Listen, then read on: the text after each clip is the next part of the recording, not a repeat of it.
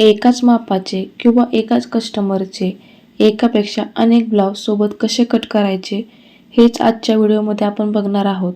त्यामुळे video skip न करता शेवटपर्यंत नक्की बघा। इथे मी हे 3 ब्लाऊज पीस सोबत कटिंग करणार आहे। हे तीनही ब्लाऊज साधे आहेत आणि 1 मीटरचे आहेत। ब्लाऊज कटिंग करण्यापूर्वी तुम्हाला ज्या पॅटर्नचं किंवा ज्या साईजचं कटिंग करायचं आहे त्या मापाचं पेपर कटिंग आधीच करून ठेवायचं आहे। आता हे तीनही ब्लाऊज पीस मी इस्त्री किंवा प्रेस करून घेतलेले आहेत। ब्लाऊज कटिंग करण्यापूर्वी त्यांना छान प्रेस करून घ्यायचं, जेणेकरून जर ब्लाऊज पीसला चुन्या पडल्या असतील तर त्या प्रेस केल्यानंतर जातील। आता ब्लाऊजला प्रेस करून घेतल्यानंतर एकावरती एक असे ब्लाऊज पीस ठेवून घ्यायचे आहेत।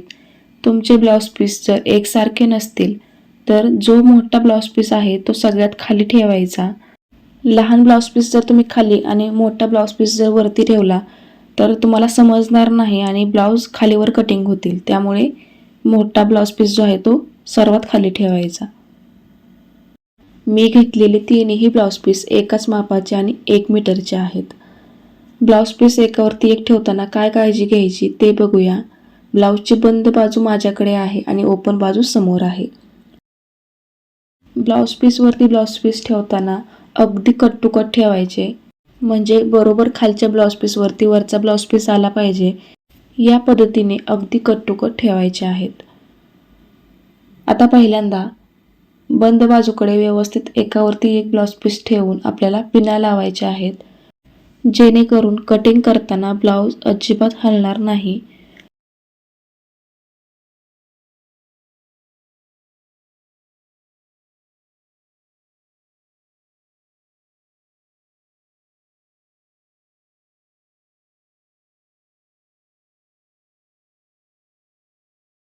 तर हे बघा, तीनही ब्लाऊज पीस बंद बाजूकडून सोबत पकडले आणि एका साईडने पिना लावून घेतलेले आहेत।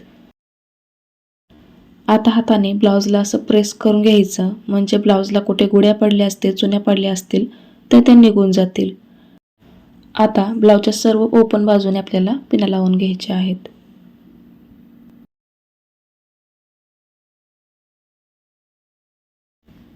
पिना लावून घेतल्या। आता खालच्या साईडने एक लाईन आखून घ्यायची।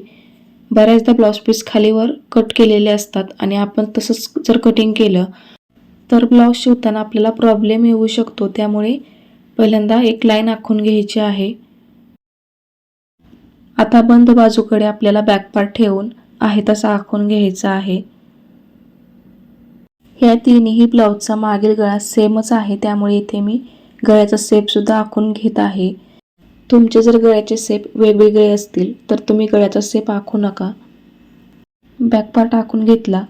आता बॅक पार्टच्या समोर जेवढा कपडा शिल्लक आहे तेवढ्या कपड्यामध्ये आपल्या 2 योकपट्ट्या निघतील।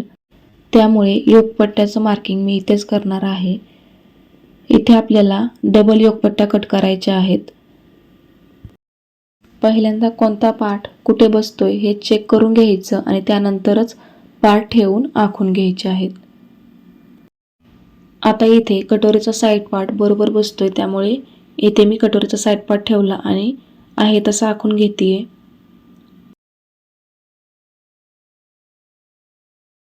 तर बघा, आपण बॅक पार्ट, योकपट्टी आणि कटोरीचा साइड पार्ट आहे तसा आखून घेतलेला आहे। आता कटोरीचं मार्किंग करायचं आहे, तर कटोरी मी साइड पार्टच्या पुढे या पद्धतीने ठेवून घेतली आणि आहे तशी आखून घेणार आहे।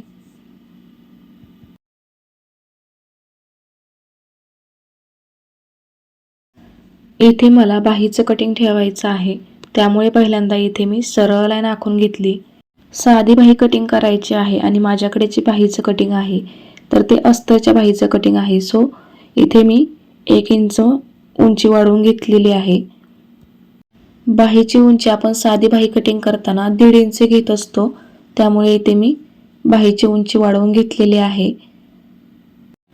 ह्या लाईनवरती आपल्याला बाहीचं कटिंग या पद्धतीने ठेवायचं आहे आणि आहे तसं मार्किंग करून घ्यायचं आहे।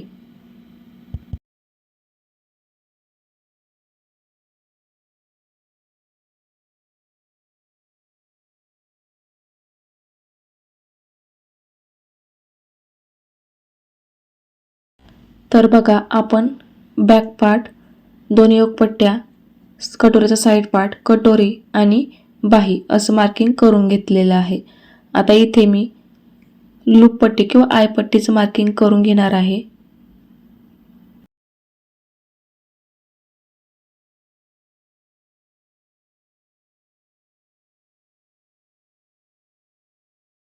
आता ह्या राहिलेल्या ब्लाऊज पीसमध्ये आपल्याला हुक पट्टी, कमरपट्टी आणि गोटपट्टी काढायची आहे. तर ह्या पट्ट्या आपण नंतर काढूया. त्याआधी आपण जे पार्ट आपण आखून घेतलेले आहेत तर ते कट करूया. ब्लाऊज पीस इकडे तिकडे होऊ नये यासाठी आपल्याला पिना लावून घ्यायच्या आहेत. आता हे आखून घेतलेले सर्व पार्ट कट करूया. एकापेक्षा अनेक ब्लाऊज सोबत कटिंग केल्यामुळे आपला टाइम खूप वाचतो. एक एक ब्लाऊज पीस जर आपण कटिंग करायला घेतला तर एका ब्लाऊजवर मार्किंग करा, तो कट करा, परत दुसऱ्या ब्लाऊजवर मार्किंग करा, तो कट करा, असं करण्यात बराच वेळ जातो. ज्या वेळेस आपल्याला एकाच मापाचे किंवा एकाच कस्टमरचे साधे ब्लाऊज कट करायचे असतात त्यावेळेस आपण या पद्धतीने कट करू शकतो. किंवा ज्या वेळेस साधे अस्तरचे ब्लाऊज असतात त्यावेळेस सुद्धा आपण या पद्धतीने एका मापाचे अस्तर कट करू शकतो. पण ज्यावेळेस डिझायनर ब्लाऊज असतात किंवा एखादा पॅटर्न बनवायचा असतो त्यावेळेस मात्र आपण अशा पद्धतीने अस्तर नाही कट करू शकत. ज्यावेळेस आपण एकापेक्षा अनेक ब्लाऊज पीस सोबत कटिंग करत असतो त्यावेळेस कात्री आपली चांगली पाहिजे, कात्रीला धार पाहिजे, त्यावेळेसच आपले पार्ट व्यवस्थित कट होतात.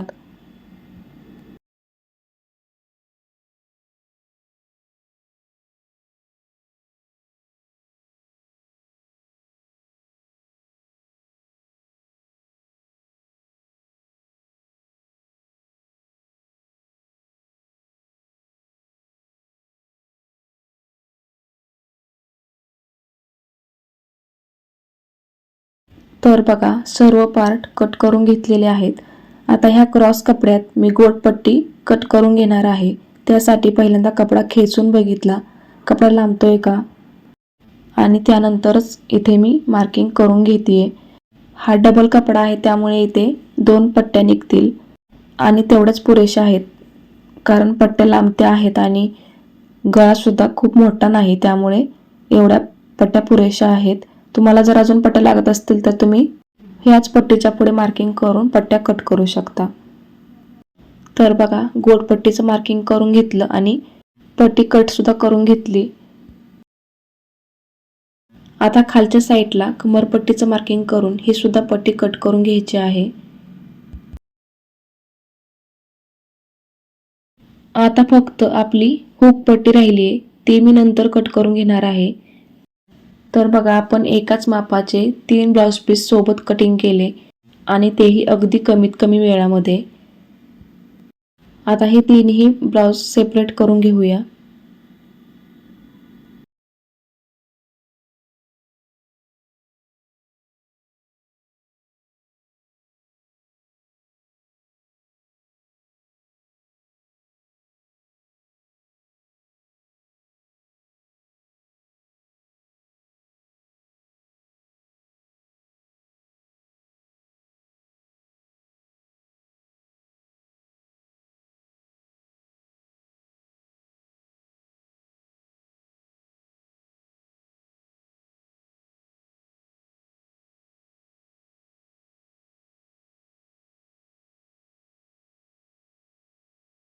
तर बघा कमरपट्टी, आयपट्टी, गोटपट्टी, योकपट्टी, कटोरी, कटोरीचा साईड पार्ट, बाही आणि बॅक पार्ट असे सर्व पार्ट वेगवेगळे करून घेतले. तर बघा अगदी कमीत कमी वेळामध्ये आपण हे 3 ब्लाऊज कट केलेले आहेत. एकापेक्षा अनेक ब्लाऊज सोबत कसे कट करायचे हे तुम्हाला सविस्तर सांगण्याचा मी प्रयत्न केलेला आहे. तुम्हाला आजचा हा व्हिडिओ कसा वाटला मला कमेंट करून सांगायला अजिबात विसरू नका. व्हिडिओ थोडा जरी आवडला असेल तर व्हिडिओला लाईक करा, शेअर करा आणि हो, चॅनलवर नवीन असाल तर चॅनलला सबस्क्राईब करून शेजारी जे बेल आयकन आहे ते नक्की प्रेस करा. बेल आयकन प्रेस केल्यामुळे तुम्हाला माझ्या नवीन व्हिडिओचे अपडेट लवकरात लवकर पोहोचतात. तुम्ही हा व्हिडिओ अगदी स्किप न करता शेवटपर्यंत बघितला त्याबद्दल धन्यवाद. पुन्हा भेटूया असेच एका इन्फॉर्मेटिव्ह व्हिडिओ सोबत. तोपर्यंत बाय.